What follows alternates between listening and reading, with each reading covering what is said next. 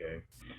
So that means that I want to start here and I want to come to there. All right. So these are the two formulas. These are the two main formulas for the first technique that we're going to do. So today what we're looking at is substance and, well, wealth, money, and inheritance, the difference between wealth and inheritance, how wealth is inherited versus how wealth is generated via income or via other methods. And so I thought this is going to be kind of a loose presentation today. It's not going to be quite as organized as it has been, and mostly because, once again, as I was saying to Melissa, I'd like to make this a kind of activity oriented for us here today. Obviously I have a sample chart if we want to work with one, but it's really better, especially in this particular situation, for you to be finding it for yourself, because ultimately what we're looking for is the significator of wealth in the chart, in the natal chart. And so that's kind of worth it. Now, this is already part of a lesson that I did in the traditional astrology course, which kind of introduced the part of fortune and all of that. But we're going to see if we can go a little deeper into it. There are a few other things that he looked at, that Benatti looked at, things like how will the person kind of come about it, what part of their life or when. And so I thought, based on what we did last week, we could look at profections. We can look at zodiacal releasing, and some of these other ways that we learned last week, in order to be looking at our financial life as well. So this should be fully kind of active. So most of us already have the part of fortune in our chart. It's taken by finding the distance between the sun and the moon by day, or the moon to the sun by night, and then projecting that distance from the ascendant. And so let's look at that. So in this is the chart of Ted Turner of the Turner Network. And so this is a daytime chart because the sun is above the horizon. Here's the line of the horizon, and the sun is above it. So to find the part of fortune, we would take the distance between the sun. Oh, here comes Maria Henkel. Fantastic. We take the distance between the sun and the moon, which in order to find that distance, it's backwards 30 degrees and forward 2. So we go backwards 30 and forwards 2. And so same thing that we would do, or rather, yeah, backwards 30 and forwards 2. So we would do that same thing here, backwards 30 to 12 degrees or 13 degrees of a Scorpio, and forwards 2 to 15 degrees of Scorpio. Okay, so we've now found the part of fortune. Now, to find the part of substance, we take by day or night, so it doesn't change. We take the distance between the sun, the planet that rules the second house cusp. So the second house cusp here is 12 or 13 degrees of Capricorn, meaning Saturn is the ruler. So we take Saturn back here to the second house. So find your second house cusp, find the planet that rules that, move the planet that rules the second house to your second house cusp. Note how large that issue is, or that orb is, and then you're going to add that amount to the ascendant. So in this case, we see that the Saturn is in the 12th degree of Aries, and the second house is in the 13th degree of Capricorn. So that's back 90 degrees and forward one degree. So we do the same thing here. We go back 90 degrees and forward 1 degree. So back 90 degrees is the 13th degree of Virgo, and then forward 1 is the 14th degree of Virgo. So in this chart, the part of fortune is 14 degrees or 15 degrees of Scorpio, and the part of substance is 13 degrees or 14 degrees of Virgo. So go ahead and find your part of substance now, or you can put both of those in the chat. If you have a question about how to find it, if you're still confused, feel free to contact me now. Otherwise, put that in the chat for yourself, because ultimately we're going to end up here. where you can see here, I've got listed, actually, and here's even Ted Turner's. I've got listed Ted Turner's 15 degrees of Scorpio and 14 degrees of Virgo at the top. So you're going to end up doing something kind of like this, where we basically list out all of the planets who represent each dignity. And so let's talk about that right now. Wait, so any questions where we are right now? Because I know Layla, the Laylas, Anne Louise, Maria, that you all are kind of with me. And Melissa, if you've been working with me, then you're probably kind of with me too. Yes, I'm just having a hard time getting my part of substance. Okay. And also, I'm not very technologically savvy, so I don't know how to upload my chart. Oh, okay. I could. So at this point, there's no, I'm not really, just kind of, if you have your chart in front of you or are able to do it that way. Otherwise, what I tell most people to do is to go to astro.com. If you have a place, okay, if you've been going to astro.com, and then you would, all right, good. And so if you look into the chat, what you'll see is that Layla Kabiri has put this link of imgur.com. There's something, I'm going to just mute you because there's some kind of noise in the background. And then with, but I'll take you back off in a second. I'll take you right off in a second. But so there's this imgur.com link here, and that is a place where you can upload the picture of your chart to that. And so once again, what you need to be able to find, what you need to be finding is, and we'll use Layla's chart as an example now as well.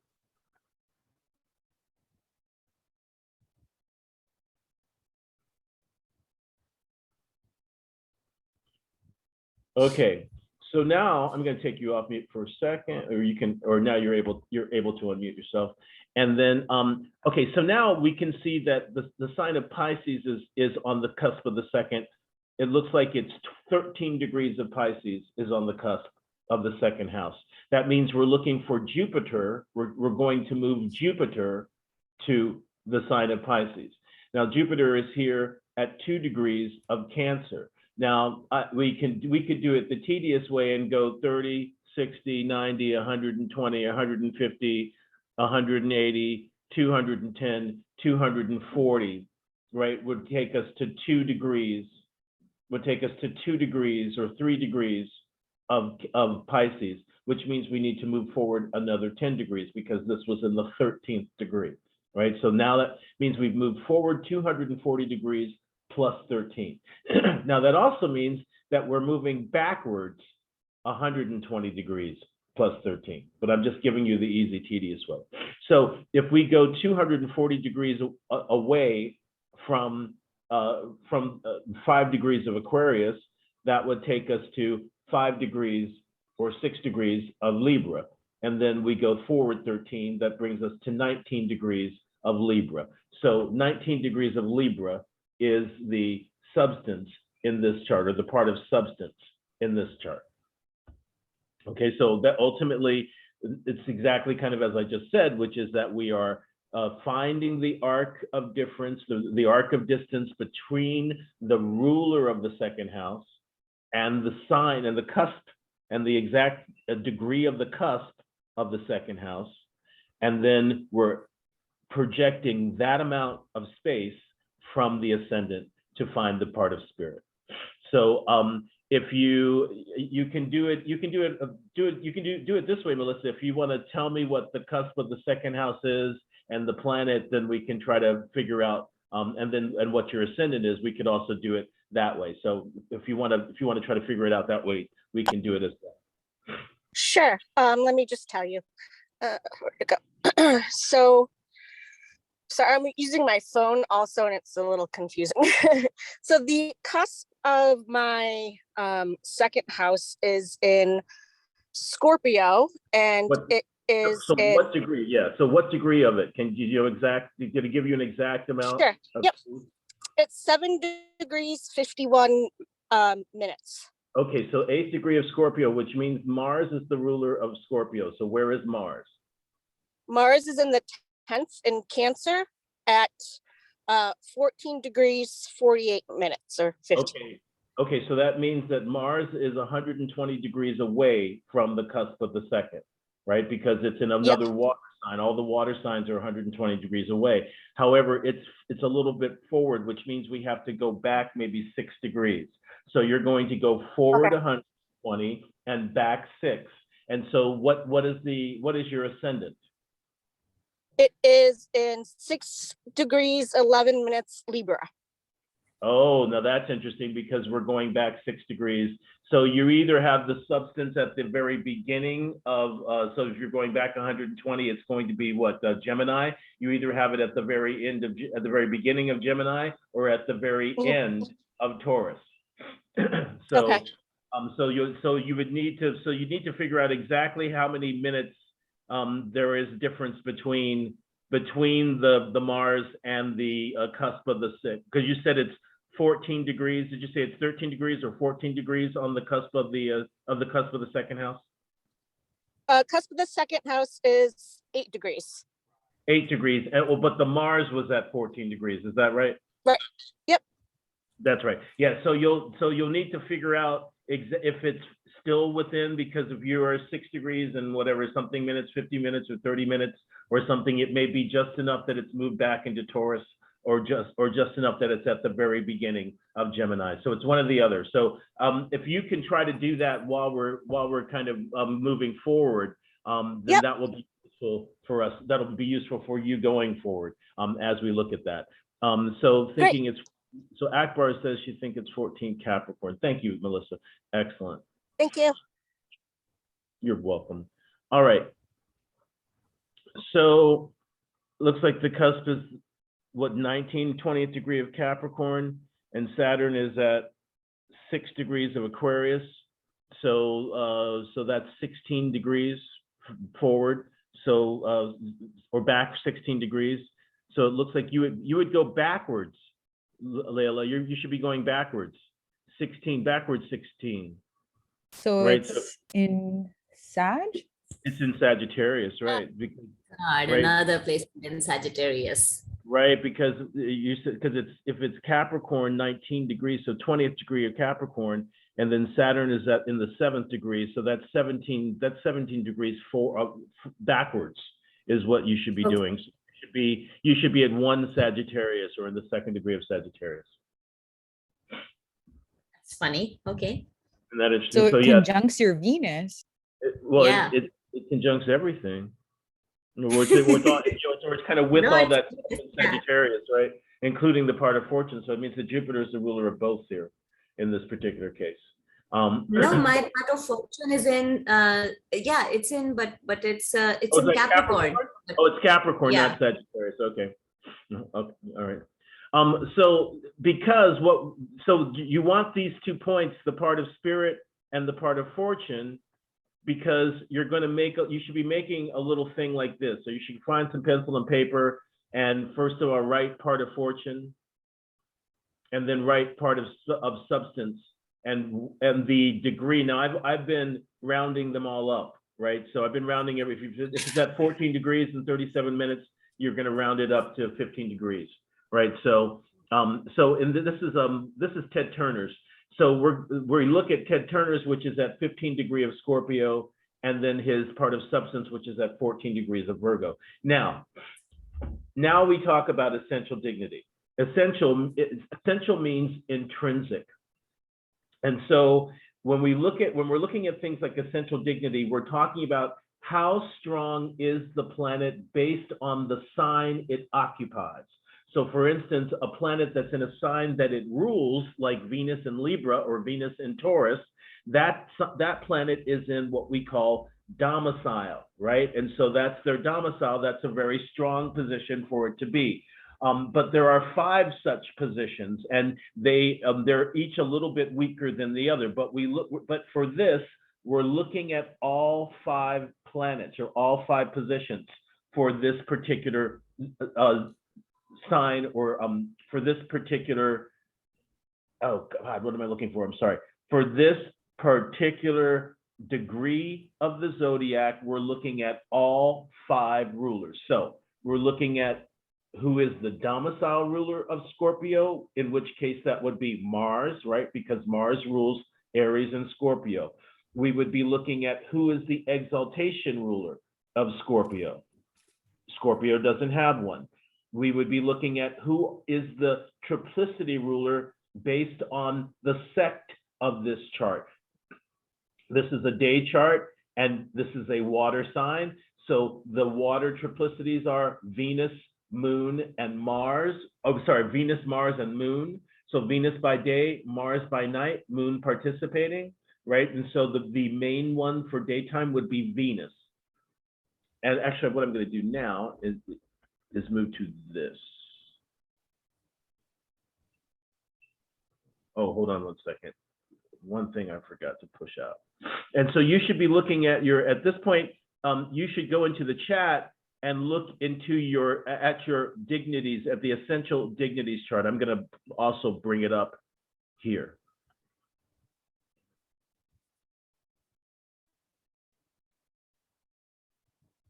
Okay. Okay. So we're talking about 15 degrees of Scorpio. So as I mentioned, essential dignity can be split into five sections of declining power, right? The most powerful is considered domicile. So that's when a planet is in a sign that it rules, like when Mercury is in Gemini or Virgo or something like that. In Scorpio, the domicile ruler is Mars. There is no exaltation ruler. These are the three planets that rule the triplicities. Now, is there anybody here who does not know the planets who are the triplicity rulers of the different elements? Because each element has three triplicity rulers. So for water, it's Venus by day, Mars by night, and Moon participating. For fire, it's Sun by day, Jupiter by night, Saturn participating. For earth, it's Venus by day, Moon by night, Mars participating. And for air, it's Saturn by day, Mercury by night, Jupiter participating. And so the first two, the day and the night ruler, will switch. So the first triplicity ruler by night will be the actual second one. Because if, for instance, by nighttime, Jupiter becomes number one and Sun becomes number two. By day, Sun is number one for fire, Jupiter is number two. So that's kind of an important thing to think about. There's Anne Louise's, okay. Now, what I'd really love, to be honest with you, because you all, almost except for Melissa, pretty much everybody here has been with me. What I'd really love is for you to try to find it yourself and tell me what it is and have me check it for you, right? Because that really, because if we're doing this as an activity, then that should be the first activity, is you actually figuring it out. So what you right now should, I've looked at Layla Kabiri's, I've looked at Layla Akbar's, I've looked at Melissa's.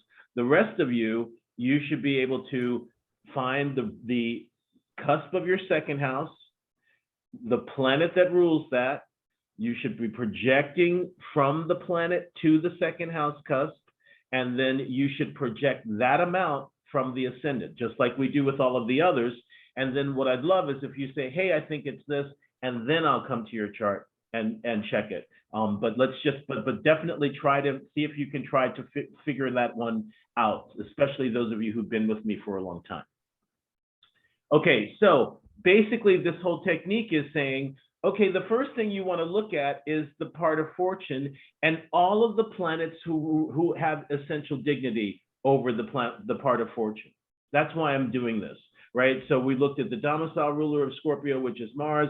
There is no exaltation ruler. The triplicity ruler for 15 degrees, Mercury is the term ruler, and then the face ruler of the second decadent is the sun. So that gives us what? That gives us Mars, it's daytime, Venus, Mercury, and the sun. So those are the planets that we would look to specifically to see if they are in good condition,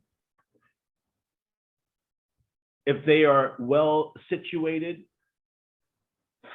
right? So the first thing we look at is the part of fortune, because it's preferred to the part of substance, because the fortune signifies the native substance, prosperity, and status, and his whole condition. So everybody should have the part of fortune. in their chart, even if they haven't kind of figured out how to do that themselves. And so I would say find your part of fortune, note the exact degree that it's in, and then coming here to, and actually, Layla Kabiri, do me a favor. Tell me what is your part of fortune, the degree of your part of fortune. I think it's 4 Sag. I got my chart right here though. Give me 1 sec. Yeah. 4 degrees of Sagittarius? Yes. Okay, so that means that looking at Sagittarius, the planets that you will be looking at are Jupiter. Is it daytime or nighttime chart? Day chart. Sun, you'll be looking at Jupiter, Sun, Jupiter, and Mercury. Jupiter, Sun, and Mercury? Jupiter, Mercury. Well, because the domicile ruler is Jupiter, there is no exaltation ruler. The triplicity ruler is the Sun. The term ruler is Jupiter himself again, and Mercury rules the decadent or the face. And so these, oh great, Melissa, fantastic. And so so which one was it? Was it late Taurus or beginning Gemini? So I haven't gotten there yet. I just figured out the IMGUR. Oh, perfect. Oh, well, stay at it. All right, well, going on. Okay. Akbar, what is your part of fortune? Layla Akbar. Or Anne Louise? Anne Louise, are you there? What's your part of fortune? Yeah, it's 24 Sag. Okay, so another one, Sagittarius. So the planets you're going to be looking at are Jupiter. Is it daytime or nighttime? You're a daytime chart. Sun. I'm daytime. Yeah. Yeah, your Sun. Then it's 20. So Saturn and Saturn. So basically, Jupiter, Sun, and Saturn are the 3 planets that you're going to look at first. Okay. Okay, who else is with me? Is Maria Henkel here too? Maria, do you where's your part of fortune? Yeah, I'm here. My part of fortune is at 12 degrees Aries, nighttime 12, chart. okay, 12 daytime. Thank you. So that means Mars. Nighttime. You said nighttime. Mars, Jupiter, Venus. Oh, you said 12 degrees. Is it in the 12? Is it at 11 something, or is that 12 and forward? The 12 and 4. It's 12 and like 20 degrees, I think. Okay, so it's in the 13. So maybe degree. 13, I guess. Oh crap, I forget about Yeah. ordinal numbers. So I Yeah, think don't mine's forget technically that. 5. So, Yeah, but it might be. That's still okay, I think, because the first 12 degrees of Sagittarius are ruled by Jupiter. But in that particular case, this one, you can see it changes. All in the goes 12 back to Jupiter. Well, because Jupiter is the most important planet in Sagittarius, right? And we're thinking, also remember, Jupiter's a daytime masculine planet. Sagittarius is a daytime masculine sign, and it's his daytime masculine sign. You know, Yeah, so, but it's also the ruler of my second. I'm just saying literally all the significators go back to Jupiter. oh, okay, so that's interesting. So that's something to take into account. So the planets you're going to be looking at once again, Maria, are Mars, Jupiter rather, Mercury, and the Sun. Mars, Jupiter, Mercury, Sun. Really Mars, Sun, Jupiter, Mercury, Sun, right? Because Sun is the exaltation ruler. So that means that Sun has almost as much dignity in Aries as Mars does. Layla Akbar, are you with us? She was, and then she was for a while. Yeah. Oh, there she is. And Okay, my so what's Sun's what's also ruled by Jupiter, so I guess Okay. it's a lot of Jupiter as well. So we'll figure out in a second how to cross out what's important or not. Layla Akbar, where's your part of fortune? Oh, Capricorn. You just said Capricorn. What Yeah. degree? What degree? 10 degrees. Okay, 10 or 11. At 10. Okay. So Saturn, Mars, is it daytime or nighttime? Nighttime. Okay, so Saturn, Mars, Moon, Jupiter, And Jupiter. Okay. Yeah. So Saturn, Mars, Moon, and Jupiter are the planets you should be looking at. Okay, so we've looked at. Oh wait, and Melissa, actually, where's your part of fortune? So we found we're still trying to find your part of substance, but where's your part of fortune? I believe it's 25 degrees Capricorn. Okay, wonderful. Thank you. So you're going to look at Saturn. Is it daytime or nighttime chart? Day. Okay, thank you. So you're going to look at Saturn, Mars, Venus, Uh-huh. Saturn, Sun. Okay. Saturn, Mars, Venus, Saturn, Sun. So Saturn, Mars, Venus, and Sun. Okay, so now we're going to figure out how to eliminate which one is the most important. Okay, so the very first thing that he says to do, where is it? Why isn't that there? Oh, that's why. Oh, first thing he says to do, so you want to see in whose domicile, excitation, bond, or triplicity you would discover, right? And basically you want to find the planet that is in the best condition. So ultimately what he's saying, think about it this way. Whenever we're dealing with anything where we want to amass something, then we want that thing to be in the best condition possible. So what he basically says is, look at all of these different planets. Okay, so for every part of fortune, I just gave you maybe 3 or 4 planets or 5 planets. And what he says is, okay, if in case, oh, here comes 7. Wow, we got 2 new people coming in. So Marquita and 7, we've already we kind of just started. And actually, I think you should be able to kind of follow where we kind of are. Basically, what I'm having everybody do is find right now their part of fortune, and so that should already be on your chart. And when in 7, if you know your part of fortune already, which I bet you probably do, can you tell me the degree and sign of it when you when you get that information? You can put it in the chat, or you can just unmute yourself. And the same thing, Marquita, for you. Now, Marquita, if you don't know where that is, go ahead and put that in the chart in the chat too. If you're like, what the hell is the part of fortune? I don't know what the hell you're talking about. That's totally fine too. Because what we're doing is we're doing this very complicated. Okay, part of substance is wait, Melissa. So the part of substance can't be at 14 degrees Cancer because didn't we just figure out it has to be either Gemini or Taurus? Scorpio 5 degrees. Thank you. So 5 degrees. Oh, so we were just talking about Scorpio. Oh, but let's speed up. Okay. So 5 degrees of Scorpio means, hold on. So the planets that you will be looking at are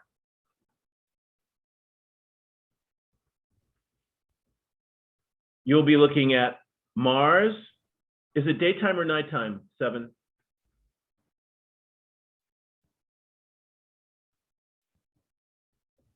Daytime chart or nighttime? Night, thank you. Okay, so you'll be looking at Mars and Mars again because no exaltation. So Mars, Mars, Mars, and Mars. Isn't that fascinating? You're looking only at Mars. So this is a good one actually, because this is a good one to actually have, because that means that she's only got really 1 planet to look at. And so that will either mean that it's the one to be looking at or it's the one to discount right away. So what we basically do is we look to see who's in the best condition. And so what I want to kind of come to right now is this.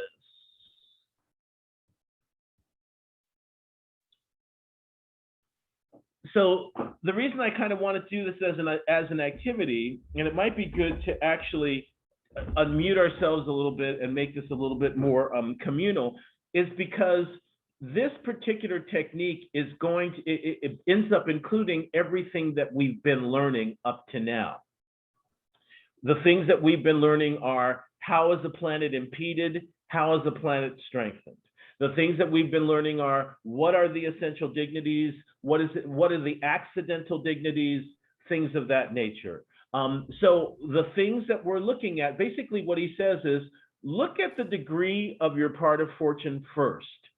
And then look at all of the planets that have dignity in that sign, which we just did. I've given everybody their list, right? Look at all the planets that have a dignity in that sign and tell me, and find the one that's in an angle, right? First, 10th house, 7th or 4th, 9th or 11th or 3rd, that's in a good house, that's in domicile or exaltation.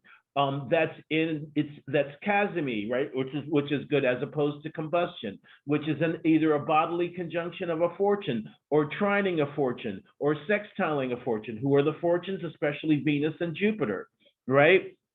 In reception, in joy by reason of sign, etc. So now it's time to kind of put on our thinking caps about what planets are in good condition, what planets are in not so good condition. And what we'll do is we'll go back to some of the IMGUR links and kind of come to an idea. This is the other way of looking at it also, the debilities of the planet. So if we see a planet that is, for instance, in Ted Turner's case, in detriment, retrograde, and combust, that's not a planet that we want to use. If that's one of the 4 planets or 5 planets that's on your list, then you don't want to use that one. Excuse me. Let's actually go to him for a second. Okay, so looking at Scorpio, 15 degrees, we would be looking at Mars, it's a daytime chart, Venus, Mercury, and the Sun. So Mars, Venus, Mercury, and the Sun. That's in detriment, retrograde, Jupiter, haha, right? Excuse me, see all the sneezing? So the first thing I would be looking at is what? Mars. Mars is in detriment, but in the 11th. He's in a good house, but not a great sign. So maybe I wouldn't want him. The next one I would be looking at is Venus. Excuse me. Thank you. The next one I would look at is Venus. Look, Venus is in detriment. She's retrograde. She's in the 12th house. She's combust. I wouldn't want to use her. The next one he mentioned was Mercury. Mercury is detriment, but he's in the 1st house, which is a good house. He's in his joy. The 1st house is the house of Mercury's joy. So that's a possibility. We could possibly use this Mercury. Now, Ted Turner, of course, has made his money in media and television stations. And he created the first superstation. And look how Mercury is in a Jupiter sign and applying to Jupiter. As a matter of fact, Mercury is the ruler of the part of substance in this chart and is translating the light between Mars, who's the ruler of the part of fortune, to Jupiter. In my opinion, I think maybe the Jupiter might be the actual significator, but I'm getting ahead of myself. But of all of the planets that we've looked at in this particular case, Mercury is probably the closest one despite its detriment. So the reason I like using this Ted Turner chart is because Ted Turner doesn't have any planets in a good condition. Almost everything is peregrine or detriment. So what do you do if you've got a chart like that? If you don't have any charts where you've got where something's in a good sign, it's in its exaltation, it's in its domicile. So what I often say is look for a planet that's in some form of reception. And sure enough, Mercury is in the sign of Jupiter, applying to Jupiter. This is what we call pushing nature. So Mercury is pushing nature at Jupiter and being received by this Jupiter. So the very first thing that we would do for Ted Turner is we would look at all of the planets that are in dignity in the degree of the sign where the part of fortune is located.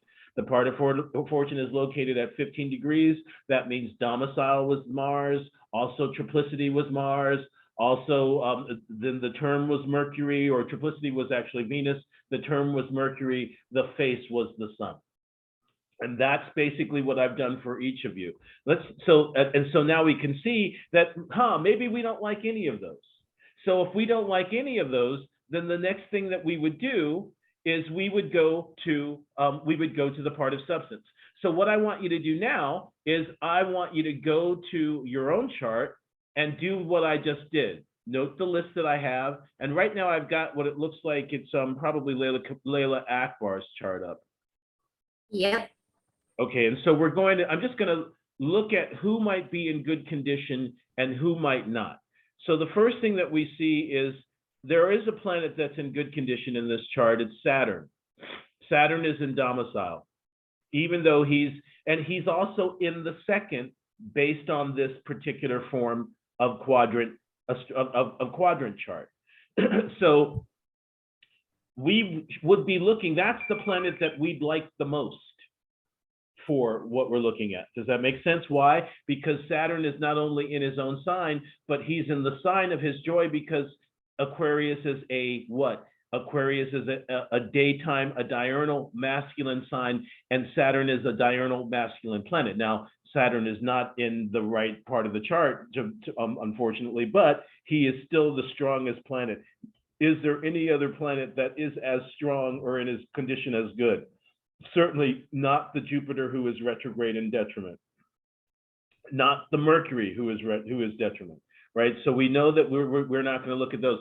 So Layla Akbar, what were the planets that I gave you for your part of fortune? It was what, Okay, Saturn? so the part of fortune is Saturn, Mars, Moon, and Jupiter, and for Okay. substance, Jupiter and Mercury. Okay, so we don't need to go forward for Layla Akbar. We can stop at Saturn. Okay. Okay, so because already one of those planets is in good condition. Not only is it in good condition, it's also in the second house, which is the house of substance, right? So we can actually stop there. There isn't a planet in better condition, and that means there isn't a planet in better condition, which means that's where we stop, which means that the part of fortune is the significator, or Saturn and the part of fortune are the significator for her financial situation. Okay, so that's where we would stop for her. Let's look at someone else. Okay, I have a question. So if we have essential dignity, we're not gonna go towards the accidental dignity. Well, accidental dignity is, think about it. I mean, you can have a planet in detriment that's accidentally dignified. That's not or a planet that's retrograde that's accidentally dignified. That just means that gets pushed forward, right? So if you didn't have anything else, if you didn't, like, I see that the Mercury is on the ascendant, but the Mercury is in detriment and it's with a malefic planet, right? So that's two different impediments. Right.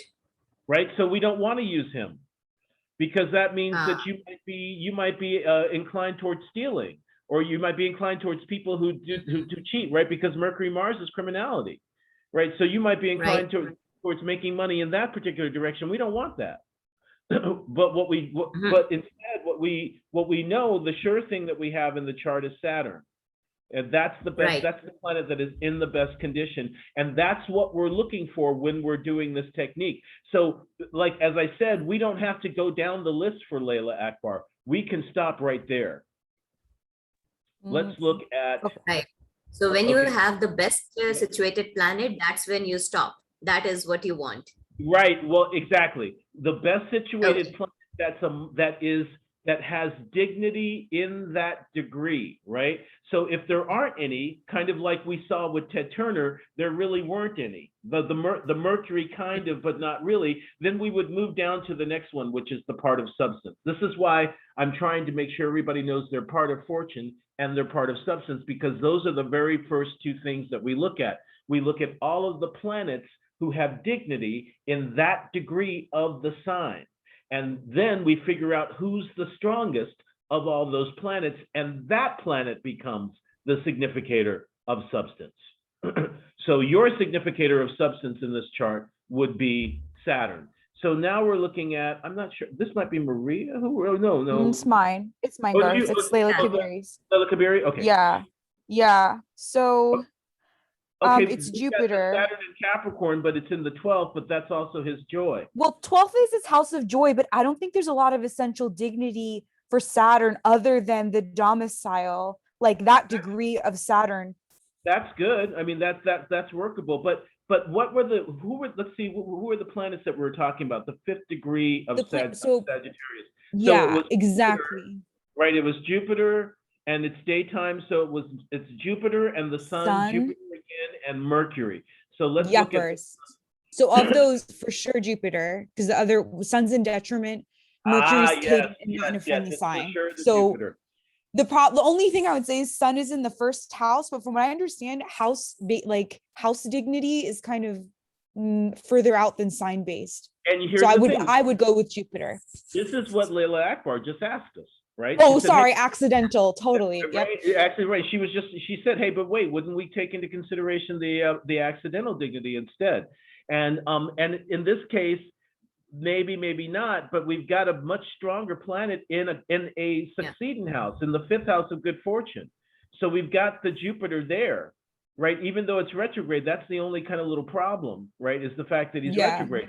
But aside from that, he's so same thing. We don't have to move forward to the part of substance. We can stop. Oh, because I was going to ask you about Saturn and air sign, but yeah, I think it's probably better to go work with Jupiter anyway. Well, we don't have, right? We don't need to. I mean, we could work with the Saturn kind of equivocally, but we don't. But ultimately, we don't really need to, because we can kind of stop with the Jupiter. Okay, let's see. Here's Maria. So I would also with you stop at the Jupiter. And once again, same thing. It's kind of like if there's things that aren't necessarily good, then we have to find what's in the best possible condition, you know, of what's there. So in this chart, what's in good condition? Mercury's in good condition, in his own sign at least, right? So Mercury's in his own sign, and that's Wait, is it about Mercury in Sagittarius? Mercury's in Sagittarius. Are we looking at? Oh, wait, I saw Mercury in Gemini. Oh, I was looking at the moon in Gemini. Sorry about that. So, okay, so in this particular case, nothing is really in. Oh, Mars is in Capricorn. So it's the Mars that we'd be looking at. Yeah. So it's the Mars that we would be hoping to maybe find something with. So the part of fortune isn't on here, so we're going to find it. It's moon. This is a full. Okay, so it's a full moon chart. Exactly. So it's probably around 12 degrees of Aries. Is the 12 degrees of Aries is the oh right, we were just looking at that, weren't we? And of course that brings us to Mars, right? Mars is the ruler of Aries. So in almost everybody's chart here, we haven't needed to move forward. We haven't needed to move on. We'll see maybe if Seven wants to show her chart, or someone else wants to put it forward. I think Anne Louise has also given us hers. But in your case, it would be this Mars exalted. Let's see. 12, 28 degrees, so 13 Aries, right? So we didn't need to even look at the others, because first of all, we know that the planet that's in the best condition already is the Mars, and it was already the first one. Okay, so let's, here's Anne Louise.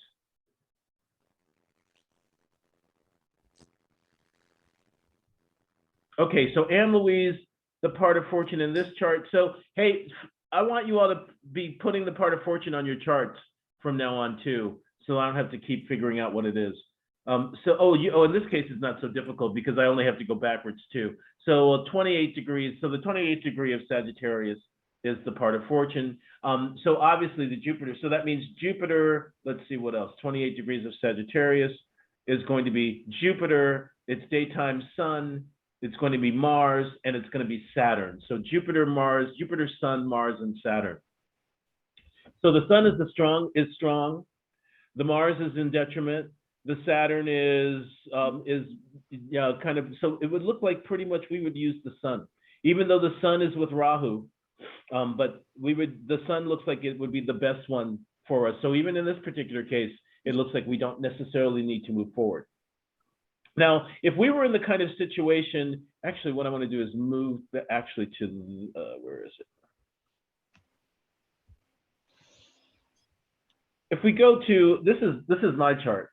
And if we look at this particular one, we see it's Mercury, Moon, Venus, and Mercury is in detriment, but in the ascendant. Moon is in the 4th house, but not really, but void, of course. And the Venus is with Mars. So none of those would really be the most workable. The Mars is with Venus, so that's not so bad, and it's in the 2nd. There's this Mercury, but the Sun is in the 1st house, and it's being received, it's applying to the ruler of the 2nd, and it's being received by the ruler of the 2nd. This is how we basically strike things out. So what we've seen in most cases is we haven't needed to leave the planets that represented that were not represented, but that had dignity in the part of fortune. But in my particular case, we did need to go down to the next level, and we went all the way to the planet who's the ruler of the face. Which planet was void of course? And do you really use that for I do. natal? I definitely, especially for the moon, absolutely. I've deduced that Saturn in my chart is the strongest planet, whether or not my part of substance is in Taurus. So did you send us a link to, are you the one that sent that really interesting link? That long, yes, this one. I did send the IMGUR. I'll resend it. Hold on a second, this might be you.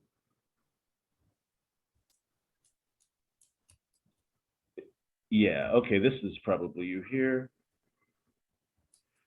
All right, so looking at this chart, it looks like, yes, Saturn indeed would be the planet that is probably at its strongest. It's exalted, and it's with Jupiter. So not only is it exalted, it's with Jupiter. So that's so that it also gives it a really strong sense. Also, and look at how the part of fortune is in Capricorn. So once again, we don't need to move forward. We don't need to go down the list of different things for this particular chart, because the ruler of the part of fortune is also the planet that is the most dignified and in the best condition. Now it is in Libra. Oh, look, it's even on the ascendant. Right, so thank you, Melissa.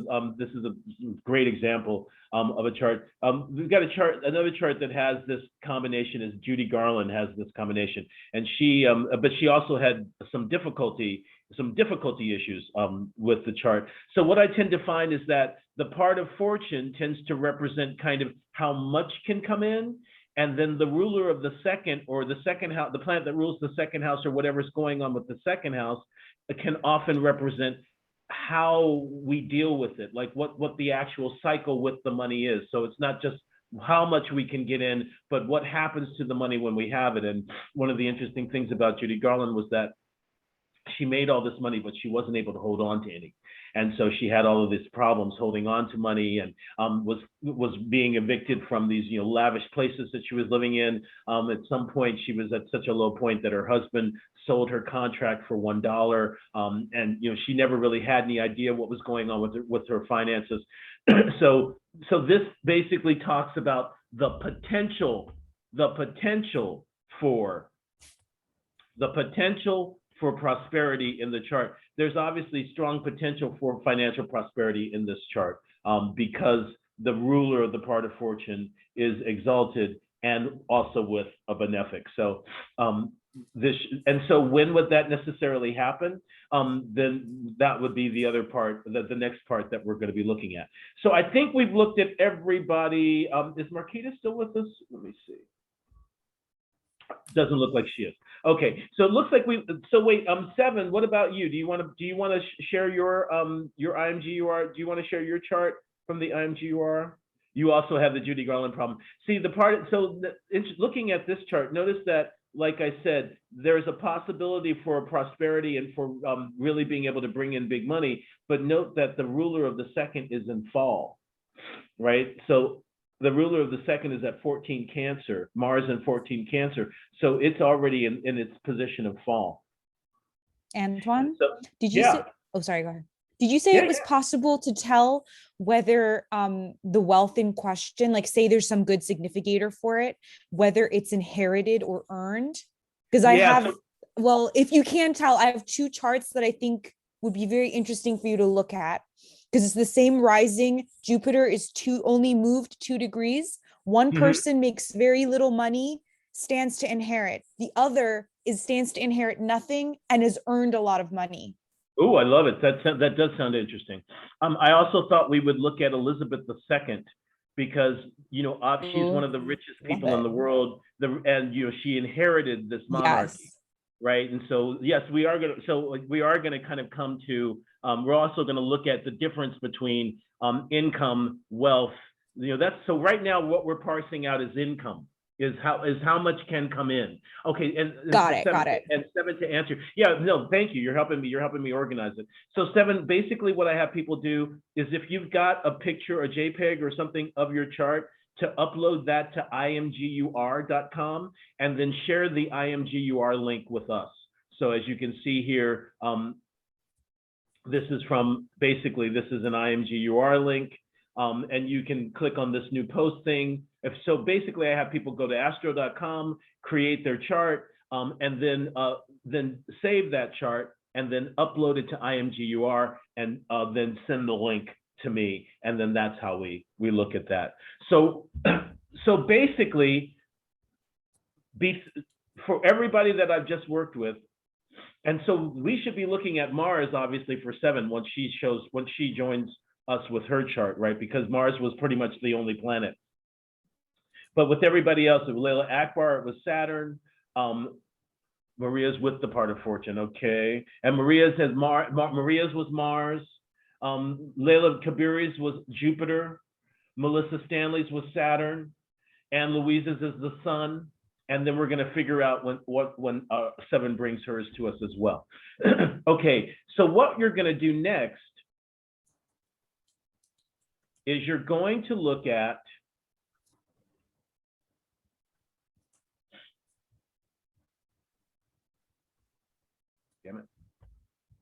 okay, so it is whence the native will acquire substance or money. So by how or when, right? Or whence, or by how, right? And so what we do is once we find this significator of substance, we consider into what house you found him to have fallen. For you will announce according to what is signified by that house. I want to use Layla Kabiri as an example. Have you ever thought about owning a bar? Have you ever thought about owning a bar? You know this about me. You don't know this? I worked in the fine wine industry for the last 10 years. I know you've worked in the fine wine industry, but have you thought about owning a place of entertainment because it's the 5th house? Yeah, I have. And so that would be an example. Her Jupiter is the significator for substance. It's in the 5th house. Now that's not the ruler of the 2nd, mind you, but it's the 5th house. So this Jupiter is the ruler of the 2nd. It is? Oh, in this particular case it is. Isn't that funny? Yeah. Okay. Because look at this next rule. So let's get to this. Let's kind of go through this rule first and then look at the next rule. Even according to what is signified by the planetary Al-Muqtas over that house. So that means the moon, and remember the moon represents liquids and water herself, right? So the moon is also liquids. So of course you've been working with liquids. Jupiter is in the sign of liquids. Jupiter is in the sign of entertainment and enjoyment. The moon is also liquids. Where is the moon in your chart, Layla Kabiri? Bad news. 29 degrees Scorpio, right on the midheaven in the 10th, obviously. Liquid. But still yeah, liquid. It is liquid. It's true. It's liquid. That's actually very true. Elementally.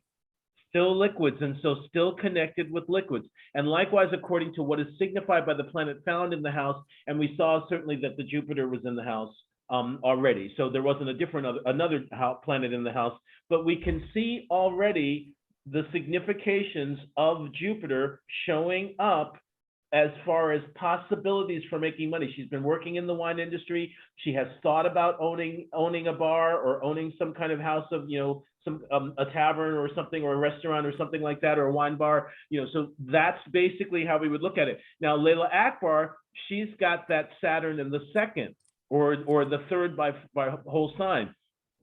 So it would be Saturn. So it's a totally different thing. It might be through, and it's in Aquarius, so it might be through parsing through research, or because remember, Saturn likes solitude. So it could be things that are done in solitude, like research assistant or researching things of some sort. It could be dealing with economics. Aren't you studying economics? Yes, I am. I am studying economics and finance, and I plan to go in the analysis side of things, which is basically just sitting at your desk and analyzing the data. All right, so there's the Saturn showing up in the 2nd house. That's the significator for hers. Now, so Melissa, her significator was Saturn right on the cusp of the 1st house. Now that usually means some kind of specific skill or by your body itself. So, and also Libra is beautification. So are you a beautician or an esthetician or something like that? No, definitely not. I'm a transportation planner. a transportation planner. Now that's interesting. That would, thank you, 7. I got, so let's find 7 now. We'll come back to you in a second. Transportation, like third house? Third house, that's what I'm thinking too, right? So we'll see if that's connected, if there, we find a connection with the third house. Let's actually look at that chart, since we're working with Melissa right now. I realized that I did my chart in Campanus system, and I think you use whole sign.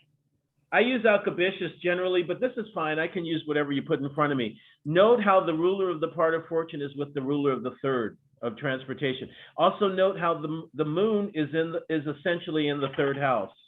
So already the gear, this person is geared towards journey, towards how things work on journeys. And this person is dealing with making a more harmonious. See, also Saturn is government. So a lot of the way that this person could be making it is through the government, as well. I am a federal contractor. Okay. You've been Yeah, dead I work on, with Garth. government. You've All been right, dead so- on all day. Oh, thank you.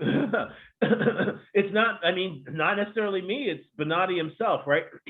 So I wonder, are you in the field a lot? Do you have to actually go to different sites? Because this would also imply Yes. that you physically are involved, that your own body, that you have to Yes. do stuff with your own body. Yeah. Okay, fantastic. All right, now let's look at 7. Wow, that was. Isn't that cool? All right, so remember, only Mars was involved. But look at it, and see now, one of the things obviously we want to be looking at too is what are the planets that are on the part of fortune, and those give new and ways of looking at things. But in this particular case, Mars is not particularly in good shape, and he was the only planet that we would have been looking at for this particular, because it's a nighttime chart and it's in the first few degrees. It's in the first term of Mars, and so he rules the first term, he rules the first face, he rules the triplicity, he rules the domicile. So that means that we should go next to the part of substance, and so we're going to find the part of substance in this chart. It looks like she's given us it looks like she may have you given us an equal sign chart, or it doesn't matter. All right. Looks like whole sign. So is it whole sign? Oh, all right. I don't know. It's whole sign. Do me a And favor. Garth, Yeah. Good. does Yeah, the fact that whole the sign. ruler of the second is in its domicile and it's in Venus in a night chart, does that help her out? Oh, Or am I that is mixing nice. things? Yeah, that is a nice thing.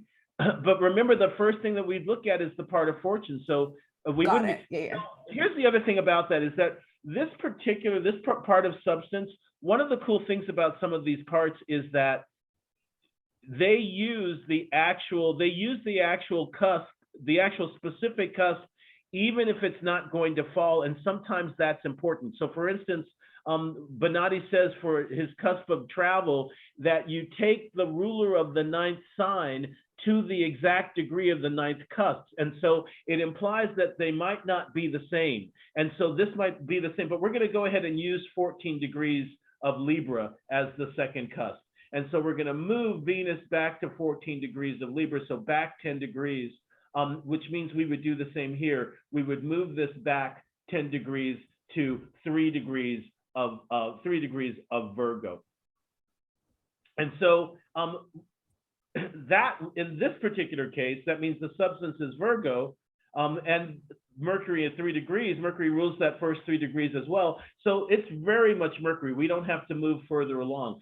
So this person might be doing things that are mercurial. Now, I was just talking with Diana Law last night because she showed up on Clubhouse about the difference between Mercury in the earth signs and the difference between Mercury in the air signs. And so I was talking about all these different air sign oriented things like being a secretary, being a proofreader, being an editor, editing, proofreading, technical writing, things of that nature. And she said, well, that's not really the kind of Mercury I do. She goes, I've been mostly like a horticulture type person, which of course is the Mercury thing as well. So that's my first question to you, 7, do you have a green thumb?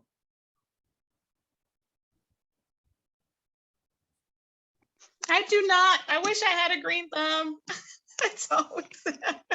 No green thumb. Well, oh, Saturn rules things that grow under the ground, but the skill of horticulture is a skill, right? So growing things like agriculture is Saturn. So what grows from the ground? But horticulture, which is the skill applied, that would then be Mercury. So Mercury is Virgo. So what about, do you do writing or secretarial or administrative or anything like that for work, or do you have a business? I do have a business. I'm an astrologer, and beforehand I was doing a lot of admin stuff, but right now I'm an astrologer, and I uploaded the other my same chart, but in Placidus, if that helps. Oh, okay. Oh, good. Let's see that one and see if there's a different. Let's see if there's a different. I see something that says Placidus, but I don't see a link. Or is that this other link here? Hold on. It's probably higher up. Somebody might have like said something in between me posting. Yeah. Here we go. Great. So 14. So notice it's at 10 degrees of Libra. So we go back 14. See, now that changes things a little. We would go back to what? We would go back 14. Oh, wow, that puts us, see, we could have actually left Virgo for this substance. We could have gone into, the sun could have been the ruler of that, and it might have changed it differently, but it looks like it's like like 1 minute of Virgo is basically where this part of substance is, but still, once again, pointing to the Mercury. And notice that her business is as an astrologer, and we always talk about how Mercury is the ruler of our astrology here. And so she's got a business as an astrologer. So that makes perfect sense. And note that the sun is here. And we know that the sun is the light of divination and all of those things as well. So that makes sense as well. Who did we not? Oh, it was Anne Louise was, I think, one that we hadn't actually looked at yet. Here we go. So for Anne Louise, since this is the ruler of it, what I would say probably is that, well, first of all, this is in the house of, it's in the 7th house, kind of technically. What's the cusp of the 8th? It's 22. Okay, no, so, but technically it's in the 8th. So what I would probably say is it might be through methods that are hidden. The things that are in the 8th, actually, we already know are things that worry us or bother us or give us difficulty. And so even so in this particular case, even though the sun is the best planet for this, there may have been issues where the money is up and down. The money comes when I don't expect it. It doesn't come when I need it, but it comes when I don't expect it. There could be, issues of that with Anne Louise. It could also come from that. Remember, the 8th house is called the management of an estate, and so this could be managing other people's estate, or working with other people's money, or putting together wills or other things, or doing other people's taxes, or things of that, like death and taxes, right, or things of that nature. Any of that kind of stuff come up for you, Anne Louise? No, I had a bit of an inheritance from my father, but that was it. Ah, there we go. So sun is father, it's daytime, so sun is the indicator for father. 8th house is inheritance. So, and what's our triplicities are the sun, Sun, Jupiter, and Saturn. Let's see if there's any connection with Saturn, and there isn't. There isn't a necessarily connection, but we can see that Saturn is with Jupiter, so there might have been a relatively decent, or a somewhat larger 8th connection. Leila Kabiri was already asking about this, this issue around the 8th house. So seeing once again that the significator for substance is in the 8th house, or that, like I said, it's within 5 degrees. So we're going to consider it in that 8th house. Also that it's with the moon, then we could probably look forward to an inheritance of some sort, because the 8th house would either be managing estates or what we inherit from the dead. So even that kind of track. So I think with everybody that we've looked at, even with 7, where the ruler at 7, both 7 and Melissa, where the ruler was in the 1st house, you're using your own skill, you're using your own body, you're using your own point of view. Remember, the 1st house is is the mind and the head. And so you're using the skill of your mind. Also, I'm talking specifically for Melissa and 7 at this particular point. In this, but you would too, because look, you've got Mercury and the moon and the sun all in the same sign. So you would be probably working in, you might be working in some kind of administrative thing, but something where you're using your mind. No, I'm not a very administrative person. I've been working in sales for many years. Mercury. Okay, so that's Mercury. Yeah, I worked for a horse feed manufacturer for quite a number of years after my undergrad. See, and so here we have the Mercury is sales. The moon is the ruler of the 7th house, which is buying and selling, and they are both with. So here's a good example of what we look at, to find what's going on with the signification of the significator for substance. So it's Sorry if I interrupted. Sorry. No, what were you gonna say? Okay, but my goal was actually to use some of the knowledge that I got, to actually help people go into recruitment and offer interactive resumes, for example, video resumes. Or presentations. That sounds like Mercury as well. But so that's the connection of Mercury with this as well. So all of that you're talking about, you're recruiting or connecting people using their resumes. That's do you work with women's apparel, with women's clothing, or jewelry or anything like that? The manufacturing, what do they make? No, horse feed manufacturer. Horse feed. So that's I used my equestrian background for that. Wow. So you have an equestrian background. Yes, I said. Yeah. Doesn't the sun rule horses? And I'm looking at the 12th. Huh? So yeah. No, I'm asking myself a question. That's interesting. Yeah. So it's interesting that that's not necessarily connected in this particular case. Wait, where is the 12th? Oh wait, yes it is. Because the ruler of the 12th is also the part of fortune is in Sagittarius, which in this chart is the ruler of the 12th house.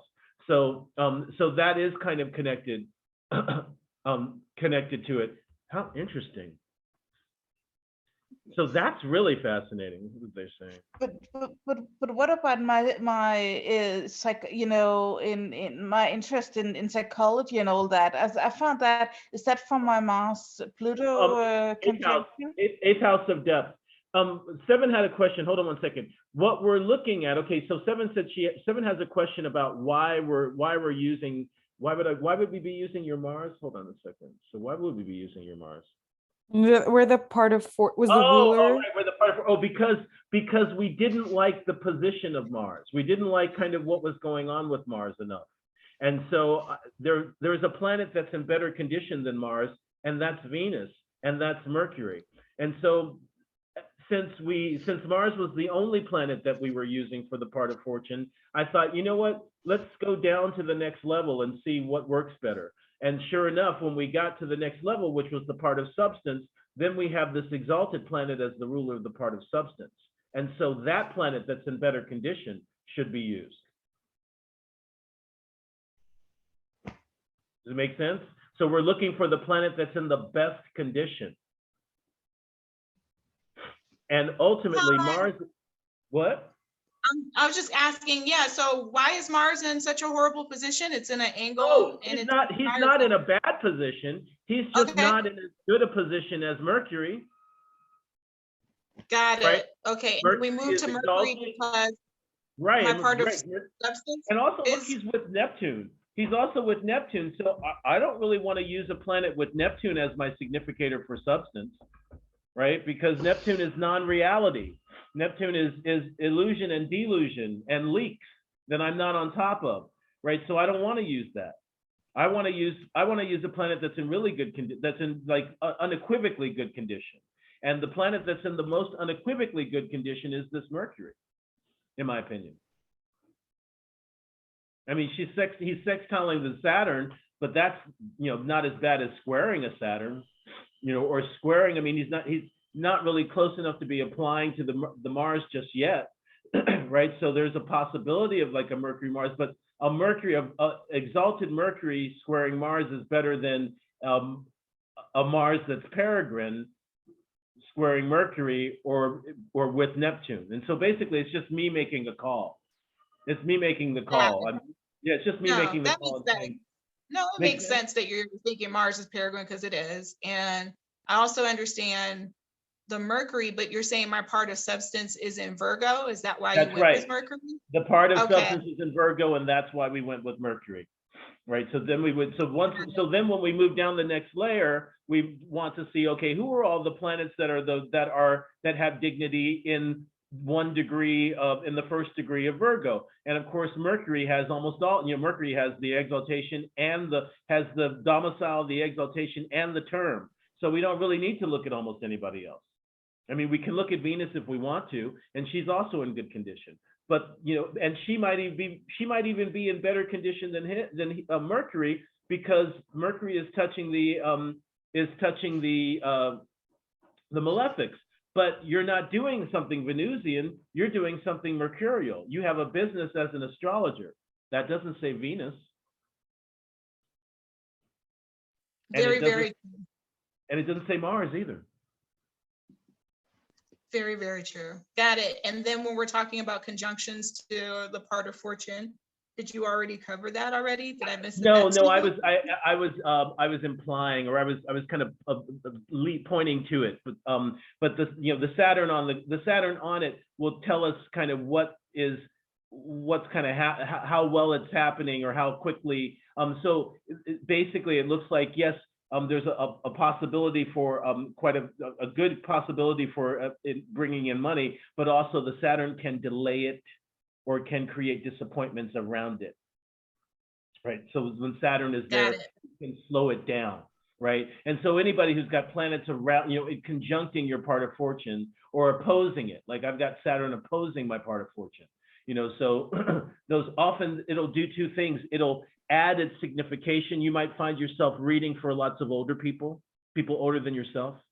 So it could be that kind of thing. And then also you could find yourself, you could find there being a delay in these particular issues.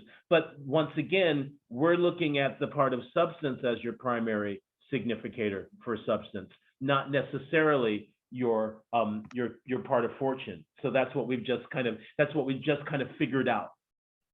Is that, oh wait, the part of fortune is okay, but really what's the best situated is the part of substance, and we always want the planets that are the best situated for that. No, it makes complete sense. I just became an astrologer when I was looking at 40. I had been doing administrative stuff up until then, so it all makes sense. Okay, there's the Mercury as well, right? So the girl Friday or the boy Friday, the person Friday, and the administrator, etc. So there's all of that. It's showing up. So I mean, the thing is, what's interesting is I wasn't necessarily expecting this to show up quite as amazingly as it is, but it seems like it is really amazing. And I just want to actually show you, come back to this other sheet just to show you kind of how long the list is, because it starts with the part of fortune, and then it goes, if the part of fortune can't be the significator, then you use the substance.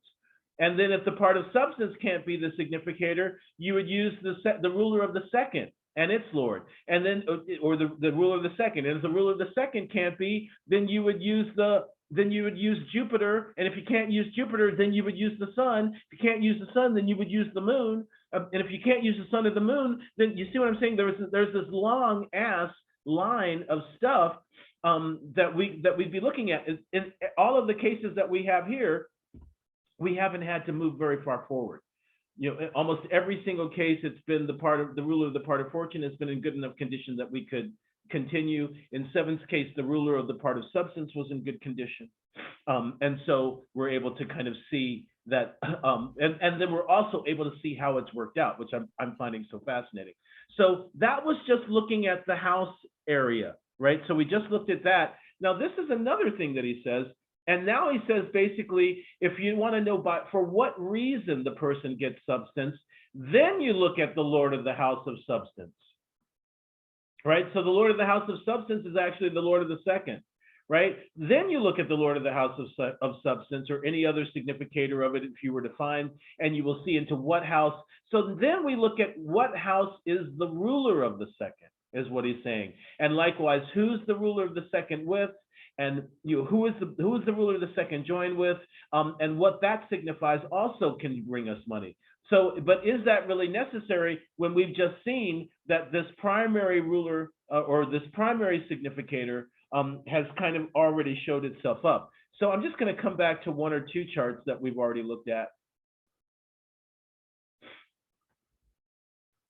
and look at the difference between what they just said and this. Okay, so in this particular case, now we're looking at the ruler of the second house, which is Venus, who's in the second. Tell me something. Did you work in financial area in the financial area at all when you were working as a okay, and yours is the same. When you were working as an administrative assistant, Seven? Yes, it was for a therapy clinic for children. And did you do book? I was doing Did the you, books for it. Fifth house was involved. Fifth house was involved. Notice that Saturn is the ruler of the fifth, and it's on the part of fortune. And see, I was wondering about that. I was wondering if that ended up showing up. And also remember, Mercury rules children, rules the young and youth. But the reason I'm asking is because Venus is in the second. The ruler of the second is in the second. Usually when you see that, the person has been working in finance. Did you do bookkeeping or accounts at all? It was more focused on insurance, but yes, money and grants and all of that stuff was a big thing. It was a big part of it. Okay. So definitely we can see the second house aspect or feel in it, even though we can't necessarily see the Venus. Although remember, Venus is the fertility that leads to children, and so there might be some kind of Venusian aspect to it in that account. But really, once again, the Mercury as a child, the Saturn on the part of fortune, ruler of the fifth. What's the fifth from the part of fortune? Would be what, Taurus? Or no, would be Pisces. And notice how the Jupiter and the Mars are together. So we've even got the ruler of the fifth on the part of fortune with the part of fortune. We've got the ruler of the fifth on the part of fortune, and then we've got kids and we got the ruler of the substance, and Mercury is a representative of kids on the ascendant as well. Okay, so Kabiri says hers are all the same. Let's look at Maria Hankel here.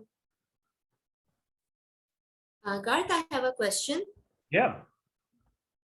Okay, so you mentioned that if there's any planets aspecting the point of lot of fortune, that also becomes important, like we see in Seven's chart, right? Mm-hmm. So I don't know, do we include nodes into that? Because my lot of fortune is exactly on my node, and my sun is also there. No, I wouldn't. Okay. Or rather, I mean, I would color it. The thing is, when I think of, for instance, when we're looking at this Ted Turner chart, and the node is also on the ascendant. I mean, on the part of fortune, with the sun and with Venus, and certainly that person is was an extremely ambitious person, and so the North Node is what we call the agent of ambition. I would say yes, we do look at it, but we're not going to look at it in the same way as we look at a planet. Yeah, I get it. But like in a way, like we studied a few days ago when we were doing the whole Bonatti thing, the considerations thing, we did consider that when the head of the dragon is with a planet, and when with the tail of the dragon is with a planet. So I was wondering if it includes the points as well, or are we just gonna look at the planets? I would specifically look at I would be more interested if Rahu or Ketu is there with a planet than by itself. So if you've got Sun Rahu on the part of fortune, I'm going to pay more attention to if you just have Rahu. I do have that. Okay. I mean, Garth, since you pulled up my chart, I'm going to ask, do we include out of sign conjunctions to the part of fortune? No, okay. Because we would use it as a whole sign house. Oh, okay. But so then co-presence. So the reason I'm asking is Moon is closer in degrees, but Mars is co-present sign-wise. That's right. So Mars is on the part of fortune, not the Moon. Ugh, icky. Yeah, so Mars, yeah, because it's because we would be, remember when we are looking at it from a whole, when we're looking at the part of fortune as the ascendant, we use the whole sign, right? So we look at it from a whole sign standpoint. We don't look at it from a standpoint of who's the closest. Because the belief is that there's a wall between these signs. And that the rays of the planets don't really go beyond them. Don't really move on that particular wall. So you say, yes, this is much closer, but it's not co-present, as you mentioned. So it's either way, it's martial, isn't it? Like it doesn't like either it's Mars or a planet ruled by Mars. Exactly. And notice that Mars is the ruler of the fifth from the part of fortune. So same thing. It brings us into this thing of fifth house for you, right? You've got the planet that's representing the significator for substance in the fifth house. Then you've got Mars, who's the ruler of the fifth from the part of fortune, on there as well, on the same sign or in the same sign with the part of fortune. So and how would you add in the I'm sorry, how would I what? Well, what is Mars like? I get now that they're associated, but what kind of meaning does that add to the interpretation of part? Like, I would say what does that mean? Add assertiveness.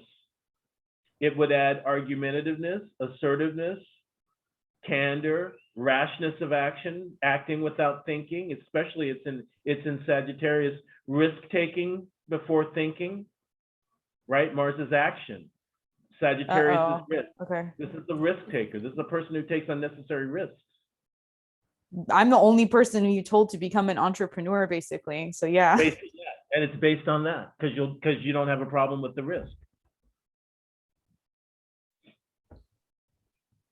So that's because remember, Mars is the action. It's not the head. It's the hands and feet. It's the workings of everything. Right, it's getting in there and getting it done. What needs to get done? Oh, let's just get her done. Get her done. That's the Mars thing. And so sometimes we get her done, but husband or wife comes home and says, "Oh wait, why did you do that? I wasn't ready. I needed to get things organized first." You're like, "Well, the shit was here. It needed to get taken care of." And there's like, "Well, but you put this wrong stuff in the wrong." And that's the kind of rashness of this Mars and Sag, or the Mars and Sag is, "Hey, let's go on an adventure. Let's just go there. Boom, let's go for the weekend." "Oh yeah, sure." "Oh, you want to go away for the weekend? Girls weekend? Fabulous. Let's go." Didn't look at how much money was in the account. Yeah. Sounds a little bit like me. Yeah, right. So I don't check my bank account much, and I do sometimes things on a whim. Like for college, I moved across the country without ever having been to New York, because I thought it might be a good idea. Right, there's Mars and Sag, right? So there it is, right? So that's going to color the part of fortune, because remember, the part of fortune is also your path to fortune. It's also the path lay ahead of you for you to pursue and find and follow. And so the planet that's on the part of fortune is going to color that. It's going to kind of color the way that you go about doing it. And it can either kind of lead you further onto it, or it can take you away from it. Right? And in this case, it's a little bit of both. It can rush you forward. Mars will rush you forward onto it, but it can also cause interruptions and disruptions. Those are also Mars. And that can be because of rashness and doing things before thinking. Okay, so building up onto the same question. Oh, were you saying something, Leila? No, I was just agreeing. I was saying yes. I was like, this is correct sounding. Continue. Okay. So building around the same question, you mentioned, like for Leila, you mentioned that her Mars being there brings a certain assertiveness to what she wants to do, right? And so I was thinking, when we look things through that lens, when we look at a planet on the lot of fortune, do we just see the significations of the planet, or do we also see what area of our chart the planet rules and brings that signification to that as well? Like for me, you have my chart up, so like the sun is the ruler of my ninth house. So am I going to take interested in knowledge and education. Yeah, so am I gonna only take the natural significations of the sun, and also what the sun represents for me in the chart? Both. Both, right? Because I just did both with her. I did both. I basically talked about Mars' natural significator, but then I mentioned that Mars was ruler of the fifth. And so same Fifth. thing with, Yeah. so this one, this chart, it's ninth house. So this chart is interested in learning and knowledge. And it's funny because ninth house is 8 from the first house, and eighth house is also other people's finances. Right, or 8 from the second. It's the 8 from the Yeah. second. Yeah. But yeah, so that's the difference here. And also remember, the sun is the light of wisdom, the light of knowledge, the light of understanding, and also Mars is heat, sun is light, right? Mars is fire, but he's heat, sun is light. So Mars wants to generate heat, sun wants to bestow light. So that's the difference between how these two are acting. In this particular case, the ninth house is coloring this part of fortune, saying, oh, okay, hey, look, it's wisdom, it's knowledge, it's wisdom, it's the acquisition of knowledge that's important. That's an important part of this path. Whereas in the Layla Kabiri chart, it's the hard knocks of inappropriate action, or appropriate or inappropriate action, that is part of that chart. I'm gonna show my mom this video. It's different, right? This is different. Yeah. And this is also like, this is also a much more conservative chart, right? Because Of course. right? So this is a more conservative and reserved chart. You know, with Mars on the ascendant, Mars on the part of fortune. And it's in Sagittarius already. Sagittarius is already about, here, aim for that bullseye and let's go there, right? And move it and go take it there. And oh, go there? I've never been there before. So let's go there anyway. I heard it was cool, right? That's what she did with New York. Yeah. Right. And so that's how This is hilarious. that's how she's working that out. This chart is about keeping things steady and solid, and gathering as much information as possible, receiving, more revelation, more knowledge, more information, more understanding. That's what this chart wants. Yeah. This chart sits in an astrology class while she has a class at 9 a.m. and a paper on Wednesday. Right, because getting the knowledge is what's important. Getting the knowledge is the important thing. Let's look at Maria's. Is there anything on the? Thank you, Garth. You're welcome. So one thing, this chart doesn't have the part. Oh, wait, but yours was at 13 areas or something. Okay, there's nothing on it, so we don't need to necessarily kind of look at it from that one.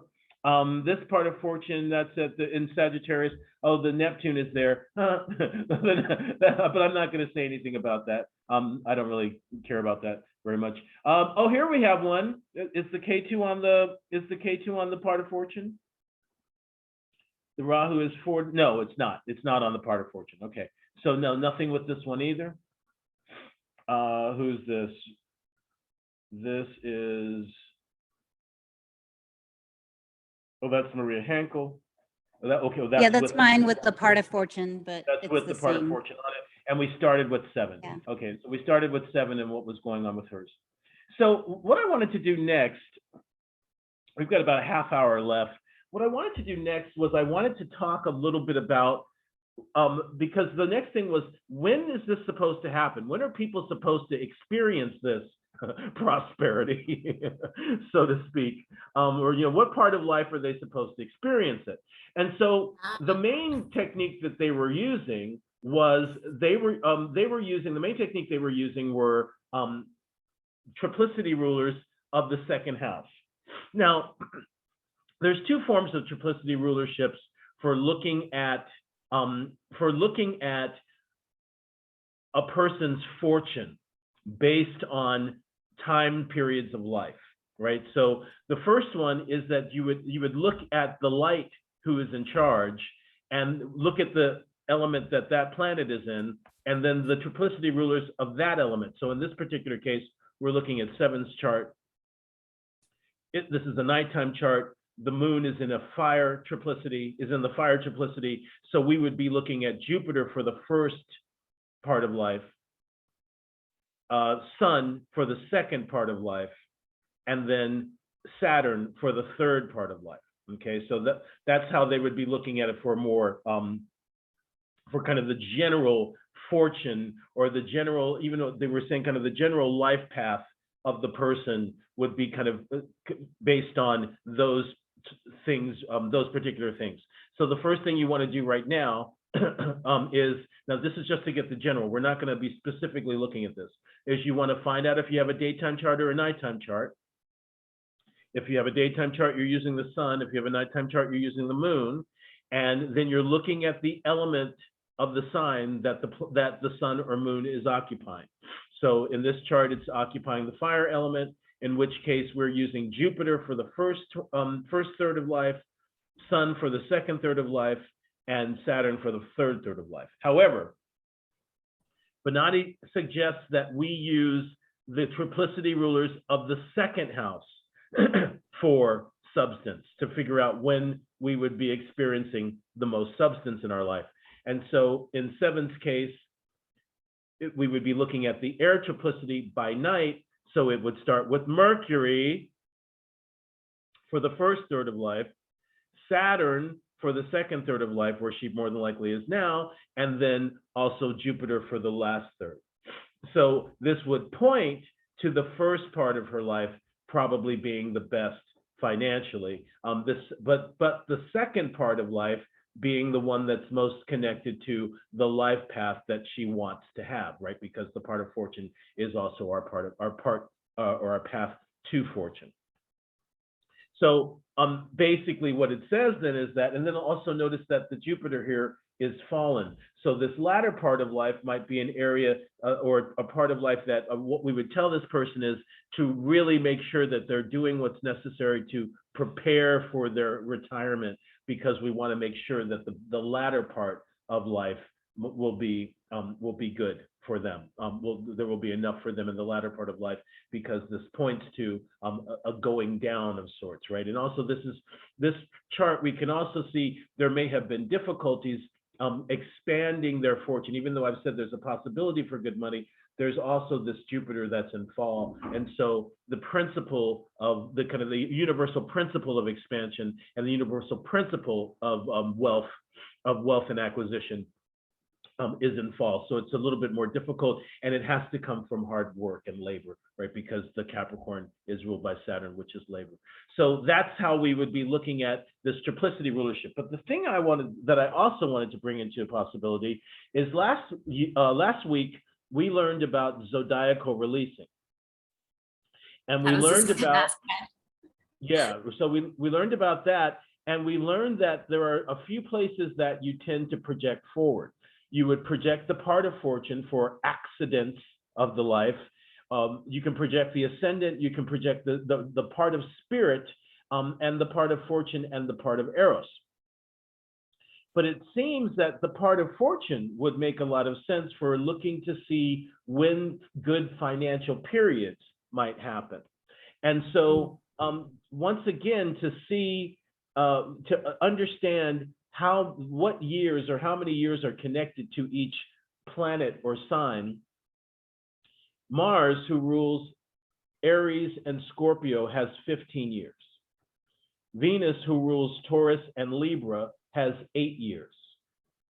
Mercury, who rules Gemini and Virgo, has 20 years. So that's 15, 8, 20. The moon has 25 years. She rules Cancer. The sun has 19 years. He's got Leo. And then I think we've got, Jupiter has 12 years. And Saturn, Capricorn has 27 years, and Aquarius has 30.